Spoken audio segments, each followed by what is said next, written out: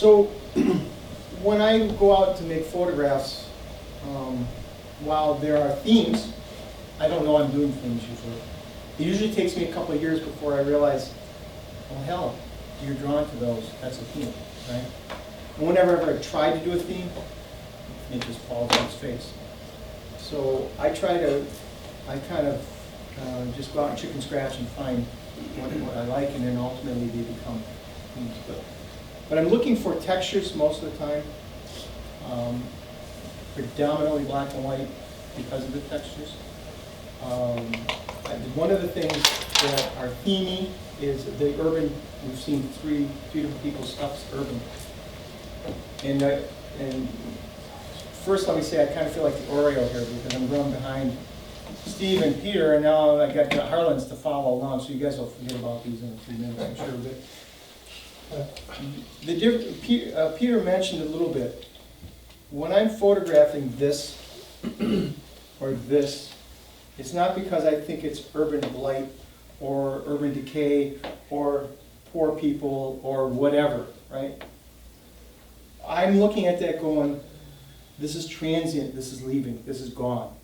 This one isn't gone yet. This one is. That building is now torn down, they're going to put in a porta potty or whatever. Okay, this is going to go away at some point, I'm sure. Some of the bridges I photographed are gone. They no longer exist, new bridges are there. So I kind of feel like I'm a documentary photographer in some respects because what I'm photographing is going to leave. Yes, there's George Tice things in here because, Jesus, he does this stuff so well. If you don't pay attention to what he does, how are you ever going to learn how to do it, right? So, yeah, there's certainly a little bit of that going on. So that's what this urban stuff is really all about, is things I know are going to leave. This building no longer exists, so I can tell you where to go for it, but it's not. It's a parking lot. This obviously is going to be around a little while because they just built that one. There's stories to all these, like Steve was talking about. I do platinum, and I do albumin, and I do silver. These are all contact prints. These are all 8x10s. I will shoot just about anything that I can get my hands on if I need it. So I'm not, you saw me walking around with a little Leica, I'll do that. I'm not digital. I don't do things digitally. I work with a computer for 10 hours a day. I got better things to do after that, right? I got the 8x10 because I saw a couple up in Manitowoc, Wisconsin that were doing platinum gum over bichromate. And I saw that and I said, shit, I gotta have one of those. But the problem is that I'm shy. So trying to get people to sit for me has been, it's not something that happens. So I don't have a lot of those to deal with. But ultimately, three-dimensional, and I prefer to do landscapes that are basically abstractions, if I can make them abstractions. You know, some of the trees that I photographed in life we talked about get cut down, whatnot. I put those 3 trees in because we talked about going by things, driving by things, walking by things. So those are in a state park that I've driven by hundreds of times. With the leaves on them, you never see them. In fact, I drove by them not too long ago, or in the fall, and they had the leaves on them. That was last spring. That was the first time I'd driven by them without leaves, and I, did the old, where the hell why did they put those in? They're only this big around. They can't just come there. But so yeah, that's who I am. What kind of work I do.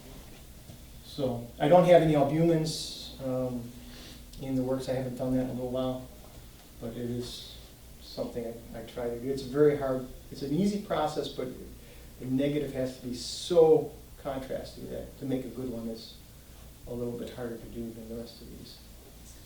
So you have several different processes that you use. How do you decide, okay, I want to do an albumin with this, or I want to do platinum palladium, or I'll just do silver? I mean, you know from the start? I'm kind of working, when I work, I'm kind of working in veins when I'm starting it.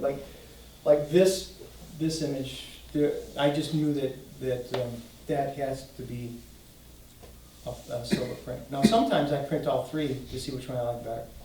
Okay. Okay. I'll take the time to make one of each to see which one works better.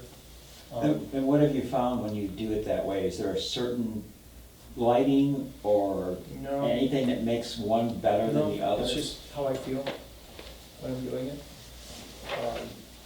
A lot of times, like these portraits, especially this one, well, both of these, I saw those as platinums when I was making them. Before I even took them, they were to be platinum. This one,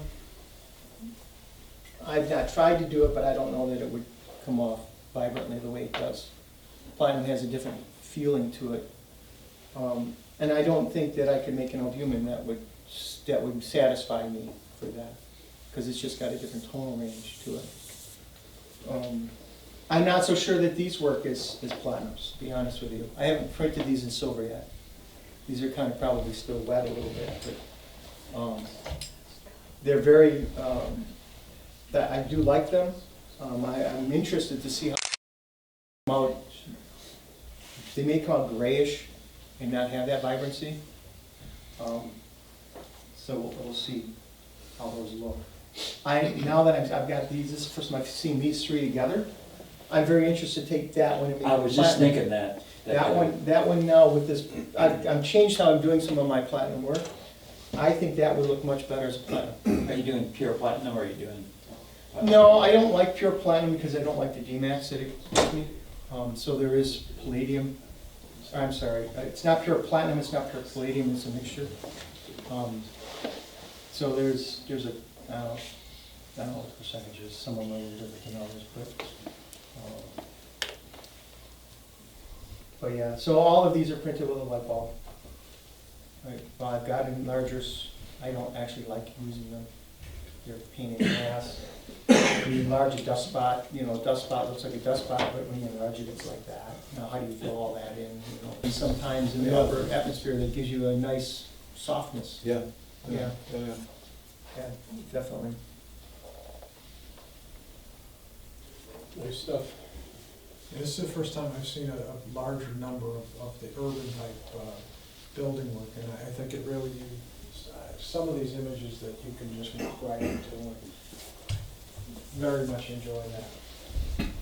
I would guess that probably nobody else does that in Maine with any frequency, so No. that's kind of cool. Yeah, like I say, I believe, well, politically, the United States is kind of funny because we're a new country. We tear down stuff and rebuild stuff all the time, and when we build it cheap so we can tear it down again.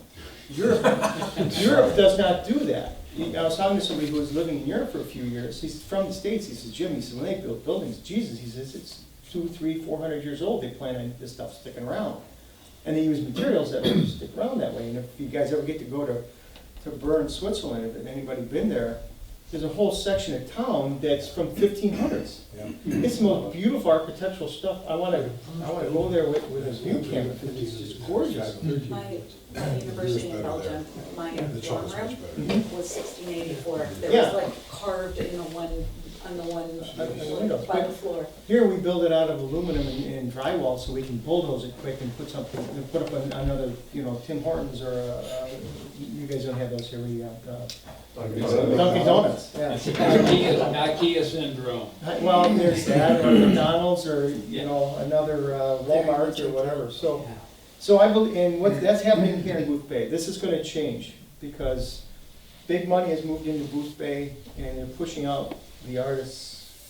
There were big name artists, authors and stuff, and they're kind of pissed off, but they'll gladly sell the buildings so they can put up, another resort of some sort. So I do believe that in a few years, this is gonna go away. I'm not supposed to talk about this, but I know that there are people on this side of this that are fighting with the fishermen because I don't like the stink of the fish. I mean, Why'd you move to Maine? well, yeah, Is that exactly. the When outside? I say that out loud, that sounds silly as shit, right? But they ate the fish, right? But yeah, well, they like the lobster and all, right? So you can't say, well, this not in my town backyard harbor syndrome. has been there for over 100 years. So it's like somebody moving in next to a farmer and saying, well, I don't like the smell of manure. Who was there first? Yeah, but there's Middleton lawsuits. There's Money talks. yeah, They're building it's another crazy dock shit. just for A the, lot of money in the non-official. No, I obviously expect this is gonna get torn down just because it's falling down, you know, but no, these are gonna go away. I mean, you know, it's just a matter of time. It's progress. Say so, you know, That's what Ronald Reagan used to say, the GEL, progress is our most important project. right. Where is the gas But, you know, station? Oh, I'm sorry. New Harbor, Is that New Harbor? yeah, it's the backside of New Harbor. You probably don't get this far because you turn down to go to Hardee's. You go to Hardee's boat launch? Yes, to- we to do. get on the Yeah, island? yeah, we do, exactly. Okay, so you go just a little bit farther down the road, there's a little ice cream shop, this is Yep. right on the other side. All right. Pemaquid Park, I think, is this street down, you go to Pemaquid Park. We usually stay at the little hotel across from Hardee's and then get Yeah, out more. yeah, so what happens is if you, when you go in there, depending which way you go, I can't think of the route names, I'm sorry, but you just don't go far enough to get to that. That's all. You make a left, probably. It just looked to me like, and now that you say this, I don't think it's the same gas station. I think that's. Doing this corner, this is, you know, I was doing something, I went to this corner 5 times, 6 times. Partially because, and every one of them looked almost the same, but I was trying something technical. So this was a good place to try something technical, because it wasn't moving. It was March and April before the tourists come. In another week or two, you couldn't make this photograph because there's people. Bumper to bumper cars, people walking around, whatever. But even then, I had people come up and ask me, really, what was I doing? What is that? That really, the first question I get is, what is that? What is it you're doing? You know, that's a camera, really? You know, and a lot of times, if I'm done, and they're polite to me, and Steve has seen this even in New York City, we were down there. I'll let them look underneath the dark cloth, and I'll show them what I'm doing, and you know, and give a rapport, you know, because they're not going to leave me alone anyways, you know. You need an orange vest. If they're, I'm going to try that because, yeah, you know. That's a great idea. Because I was in a national park not too long ago, and it took me an hour and a half to make 2 exposures because I couldn't get, nobody would leave me alone, you know. So my wife, actually, this is a funny story, she actually gave me business cards that say, I don't speak English, please go away. But I don't have the balls to give her those cards, you know. They work.